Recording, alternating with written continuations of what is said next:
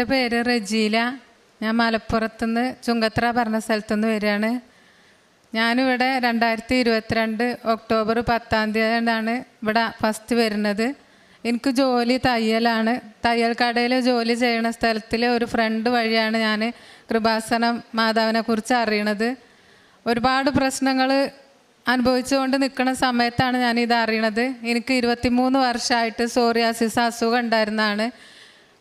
രണ്ട് കണ്ണല്ലാതെ എല്ലാ ഭാഗത്തും അസുഖം, മുറിവും ഭയങ്കര ചൊറിച്ചിലും അങ്ങനെ അസ്വസ്ഥതയായിട്ട് പോകാൻ ഇനി ഒരു സ്ഥലവും ബാക്കിയില്ല. ഒരുപാട് മരുന്ന് കഴിച്ചു, ആയുർവേദം നോക്കി, ഹോമിയോ മരുന്ന് നോക്കി, ഇംഗ്ലീഷ് മരുന്ന് കുടിച്ചു, കുറേ നോക്കി. പൈസ ഒരുപാട് ചിലവായി. 8-9 ലക്ഷം രൂപ കടം വന്നു അല്ലാതെ എനിക്കൊരു മാറ്റവും വന്നില്ല. ലാസ്റ്റ് കടം വീട്ടാൻ മാർഗമില്ലാതെ വീട് വിൽക്കേണ്ടി വന്നു.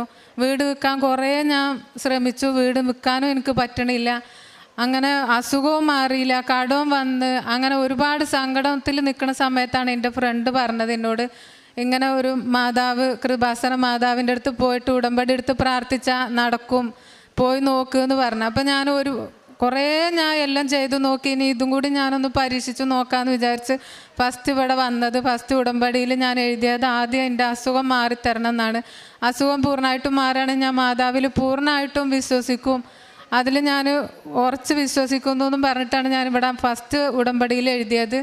എനിക്ക് 3 മാസം തീരുന്നതിൻ്റെ മുമ്പ് തന്നെ എൻ്റെ ചൊറിച്ചിലൊക്കെ മാറി, ഒരു 3/4% മാറി, അസുഖം മാറി. അതെനിക്ക് ഭയങ്കര സന്തോഷമായി. അതിൽ ഞാൻ രണ്ടാമത് വീണ്ടും ഉടമ്പടി പുതുക്കാൻ ഞാൻ ഇവിടെ വന്നു. അതിൽ ഞാൻ എഴുതി എൻ്റെ പൂർണ്ണമായിട്ടും എൻ്റെ അസുഖം മാറിത്തരണമെന്ന്. ഇന്ന് ഞാൻ ഭയങ്കര സന്തോഷത്തിലാണ്. എനിക്ക് ആ അസുഖം പൂർണ്ണമായിട്ടും മാറിയിരിക്കണ്. ഒരു മരുന്നും ഞാൻ കഴിച്ചിട്ടില്ല. ഇവിടുന്ന് തന്ന വെഞ്ചരിച്ച തൈലാണ് ഞാൻ പുരട്ടിയത്. അത് മാത്രമേ ഞാൻ മരുന്നാക്കി ഉപയോഗിച്ചിട്ടുള്ളൂ. പിന്നെ എൻ്റെ വീട് വിൽക്കാൻ വേണ്ടി രണ്ടാമത് എഴുതി. 5 വർഷമായിട്ട് ഞാൻ നോക്കുന്നുണ്ട്, വീട് വിൽക്കാൻ സാധിച്ചിട്ടില്ല. പിന്നെ ഞാൻ ഇവിടെ വന്ന് എഴുതി പോയിട്ട് എൻ്റെ കടങ്ങൾ വീടാൻ വേണ്ടിയിട്ട് എനിക്ക് വീട് വിൽക്കുക അല്ലാതെ വേറെ നിവൃത്തിയില്ല. ഞാനും ഹസ്ബൻഡും ഡൈവേഴ്സായിട്ട് പിരിഞ്ഞ് നിൽക്കുക. എനിക്ക് 2 മക്കളുണ്ട്, ജോലി തയ്യലാണ്. എനിക്ക് കടം വീട്ടാൻ വേറൊരു മാർഗ്ഗമല്ല. അങ്ങനെ വീട് വിൽക്കാൻ വേണ്ടി എഴുതി. ഇവിടെ വന്ന് 2 മാസം കഴിഞ്ഞപ്പോൾ എനിക്ക് എൻ്റെ വീട് വിൽക്കാൻ എനിക്ക് പറ്റി. അത് വിറ്റ് കടമൊക്കെ വീട്ടി. പിന്നെ എനിക്ക് 2 മക്കളിൽ ഒരു മോളാണ്. മോളെ കല്യാണപ്രായമായി. കല്യാണത്തിനും ഇതുപോലെ എന്നെ സഹായിക്കാൻ ആരുമില്ല. പൈസ തന്നാണ്ട് സഹായിക്കാൻ മാത്രം എനിക്ക് ആരുമില്ല. കുടുംബക്കാരായാലും ആരായാലും ഇല്ല. ഇന്നത്തെ കാലത്ത് 1000-2000 ഉറുപ്പ്യ വരെ കടം തരാത്ത കാലത്ത് എനിക്ക് ലക്ഷങ്ങളാണ് ആവശ്യം എൻ്റെ മോളെ കല്യാണത്തിന്. ഞാനൊരു KSF ചിട്ടിയിൽ കൂടി. അത് ഞാനിവിടെ വന്ന് മാതാവിൻ്റെ അടുത്ത് 8 വർഷത്തെ KSF ആണ്. അതൊന്നും എനിക്ക് കിട്ടൂല എന്ന് എനിക്ക് ഉറപ്പാണ്. എന്നാലും ഞാനൊരു പരീക്ഷണം പോലെ ഇവിടെ വന്നിട്ട് ഞാൻ 3ാമതും ഉടമ്പടി പുതുക്കിയപ്പോൾ ഞാൻ എൻ്റെ മോളെ കല്യാണം നടത്താൻ എനിക്ക് മുന്നിൽ വേറൊരു മാർഗ്ഗമില്ല, സഹായിക്കാൻ ആരുമില്ല. എനിക്ക് എന്തെങ്കിലും ഒരു മാർഗ്ഗം എൻ്റെ മുന്നിൽ കാണിച്ചു തരണേന്ന് പ്രാർത്ഥിച്ചിട്ടാണ് ഇവിടുന്ന് പോയത്. എനിക്ക് ഭയങ്കര അത്ഭുതമാണ്. എനിക്ക് എൻ്റെ മോളെ കല്യാണത്തിൻ്റെ തല ആഴ്ച എനിക്ക് എൻ്റെ KSF കിട്ടി. എൻ്റെ മോളെ കല്യാണം ഞാൻ നല്ല ഇതിൽ ഞാൻ നടത്തി. അത് കഴിഞ്ഞ് പിന്നെ എനിക്ക് വയറുവേദന വന്ന ആശുപത്രിയിൽ പോയി. അപ്പോഴാണ് 2 കിഡ്നിയിൽ സ്റ്റോണാണെന്ന് അറിയണത്. 5 സ്റ്റോണുണ്ട് 2 കിഡ്നിയിലും കൂടി എന്ന് പറഞ്ഞു. ഓപ്പറേഷൻ ചെയ്യാതെ മാറൂല എന്ന് പറഞ്ഞപ്പം അതിന് പൈസ ഇല്ലാത്തതുകൊണ്ട് ഓപ്പറേഷത്തിനൊന്നും ഞാൻ പോയില്ല. ഞാൻ മാതാവിൽ വിശ്വസിച്ച് 4ാമത് ഞാൻ ഇവിടെ വന്ന് ഉടമ്പടി പുതുക്കി ഞാനത് എഴുതിയാണ്ട് എനിക്ക് 1 മാസം കഴിഞ്ഞപ്പോൾ എൻ്റെ വയറിലൊരു ചുമപ്പ് വന്നു. അതെന്താണെന്ന് അറിയാൻ വേണ്ടി ഡോക്ടറെ അടുത്ത് പോയപ്പോൾ സ്കാൻ ചെയ്ത് നോക്കാൻ പറഞ്ഞ് സ്കാൻ ചെയ്തു.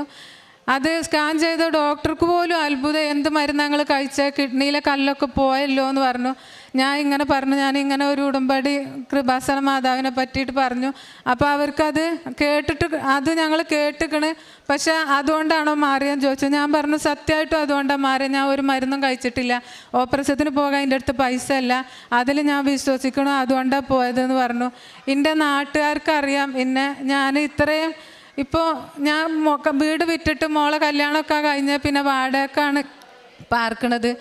വാടക കൊടുക്കാൻ കഴിയാതെ ജോലി ചെയ്ത്, ഈ തയ്യൽ ജോലി ചെയ്താൽ നമുക്ക് സ്വന്തമായിട്ട് വീടാവില്ല, കടങ്ങൾ വീടാൻ കഴിയില്ല.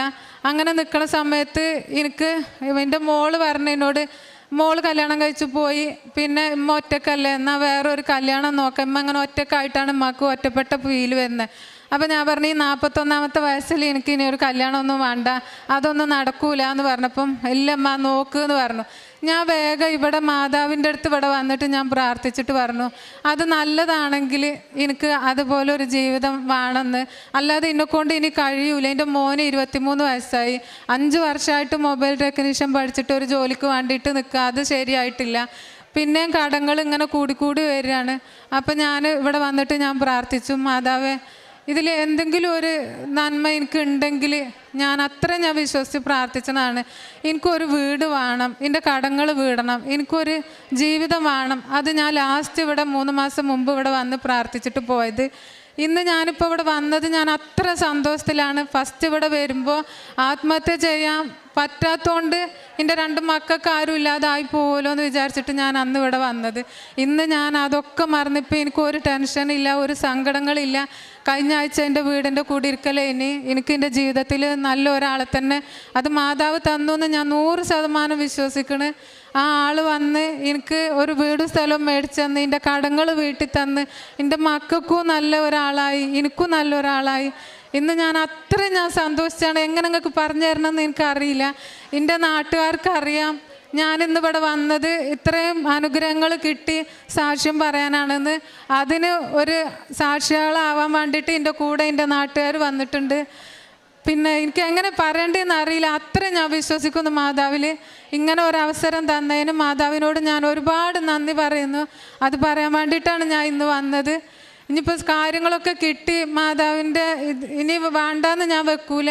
എനിക്ക് ഇനി ഇവിടെ വരണം, ഉടമ്പടി പുതുക്കണം, ഇത് മുന്നോട്ട് കൊണ്ടുപോകണമെന്ന് ഞാൻ നല്ലോണം ആഗ്രഹിക്കുന്നുണ്ട്. കിട്ടുന്ന കൃപാസന പത്രം ഞാൻ എൻ്റെ തയ്യൽ കടയിൽ വരുന്ന ആൾക്കാർക്കൊക്കെ ഞാൻ കൊടുത്തേണ്. അതുപോലെ ആശുപത്രി കൊണ്ടുപോയി കൊടുത്തേണ്, കല്യാണങ്ങൾ ഉണ്ടാകുമ്പോൾ അവിടെ കൊണ്ടു കൊടുത്തേണ്. എനിക്ക് കിട്ടിയ ഈ അനുഗ്രഹം ഞാൻ ആര് വിഷമം പറഞ്ഞാലും ഞാൻ ഓരോരുത്തൊക്കെ ഞാൻ തെളിവടക്കം എൻ്റെതാണ് തെളിവ്, ഞാനാണ് തെളിവ് പറഞ്ഞിട്ട് എൻ്റെ അസുഖങ്ങൾ ഇപ്പം നിങ്ങൾക്കൊക്കെ കാണാം. എൻ്റെ കൈമ്മലും കാലുമ്മലും ഒക്കെ എൻ്റെ മുഖത്തൊക്കെ ഇങ്ങനെ മുറിവായി ചൊറിഞ്ഞ് ഞാൻ ചൊറിയാതെ നിൽക്കുന്നത് എൻ്റെ ഫ്രണ്ട്സ് കണ്ടിട്ടില്ല. അങ്ങനത്തെ ഒരവസ്ഥയിൽ നിന്ന് ഇങ്ങനെ ആയപ്പോൾ ഞാൻ തെളിവ് കാണിച്ചു കൊടുത്തത് ഞാൻ ഇന്നെ തന്നെയാണ്. അത് തെളിവിൽ വിശ്വസിച്ചിട്ട് ഉടമ്പടി എടുത്ത് ഒരുപാട് വിഷമങ്ങളില്ല കൂട്ടുകാരിൻ്റെ കൂടെ വന്നിട്ടുണ്ട്. ഉടമ്പടി അവരെടുത്തു. ഇനി അവർക്കും നല്ല അനുഗ്രഹങ്ങൾ മാതാവിൻ്റെ അടുത്ത് കിട്ടട്ടെ എന്ന് ഞാൻ ആഗ്രഹിച്ചിട്ട് ഞാൻ പ്രാർത്ഥിച്ചിട്ട്. ബൈബിൾ എൻ്റെ കയ്യിലുണ്ട്. ഞാൻ എന്ത് ഇത് വന്നാലും ബൈബിൾ കണ്ണടച്ച് ബൈബിൾ തുറന്നു നോക്കും. അപ്പോൾ കിട്ടുന്ന വചനം ഞാൻ വായിച്ചുമ്പോൾ എനിക്കതിൽ ഒരുപാട് വിശ്വാസമാണ്. അതിൽ ധൈര്യത്തിലാണ് ഞാൻ നിൽക്കുന്നത്. എനിക്ക് ഫസ്റ്റ് ഇവിടെ വന്ന് ഉടമ്പടി എടുത്തപ്പോൾ മാതാവിൻ്റെ ഒരു ലോക്കറ്റ് തന്നായിരുന്നു. അതിൻ്റെ കയ്യിൽ കൂടെ തന്നെ ഇപ്പോൾ 1.5 വർഷമായി. ഈ 1.5 വർഷമായിട്ടും എൻ്റെ കയ്യിൽ നിന്ന് ഞാനത് വെച്ചിട്ടില്ല. എൻ്റെ ഫോണിൻ്റെ കവറിൻ്റെ ഉള്ളിലാണ് ഞാൻ വെച്ചിരിക്കണത്. അതിലെനിക്ക് വിശ്വാസമാണ്. എന്ത് വിഷമം വരുമ്പോഴും അത് കയ്യിൽ വെച്ചിട്ടാണ് മാതാവേ എന്നെ കൈവിടല്ലേ എന്ന് ഞാൻ പറയല്. എനിക്ക് അത്ര നിങ്ങളടുത്ത് എങ്ങനെ പറയേണ്ടതെന്ന് എനിക്കറിയില്ല. ഞാൻ ഇത് സാക്ഷ്യം പറയാൻ വേണ്ടിയിട്ടാണ് ഇന്ന് വന്നത്. എനിക്ക് ഉടമ്പടി പുതുക്കാൻ ഇന്ന് അയക്കണം. എന്നാലും ഉടമ്പടി പുതുക്കാൻ നിന്നാൽ എനിക്ക് സാക്ഷ്യം പറയാൻ പറ്റിയില്ലല്ലോ എന്ന് വിചാരിച്ചിട്ടാണ് ഞാൻ ഉടമ്പടി പുതുക്കാതെ ഞാൻ സാക്ഷ്യം പറഞ്ഞ. അത്ര എനിക്ക് സന്തോഷമാണ്. അതിന് അനുഗ്രഹം തന്ന മാതാവിനോട് ഞാൻ വീണ്ടും വീണ്ടും നന്ദി പറയണം. ഇത് സകല ജനതകൾക്കും വേണ്ടിയിട്ടുള്ള സന്തോഷത്തിൻ്റെ സദ്വാർത്ത നിങ്ങൾക്കായി ഭൂമിയിൽ അവതരിച്ചിരിക്കുന്നു എന്ന് ലൂക്കായുടെ വിശുദ്ധ സുവിശേഷം 2:10 ആട്ടിടയന്മാർക്ക് ദൈവദൂതൻ്റെ സന്ദേശം നൽകുന്നുണ്ട്. ഈശോയുടെ ജനനത്തെക്കുറിച്ച് ആട്ടിടയന്മാർക്ക് ദൈവദൂതൻ വഴി കൊടുത്ത ആ സദ്വാർത്ത ഇന്നും തുടർന്നുകൊണ്ടിരിക്കുകയാണ്.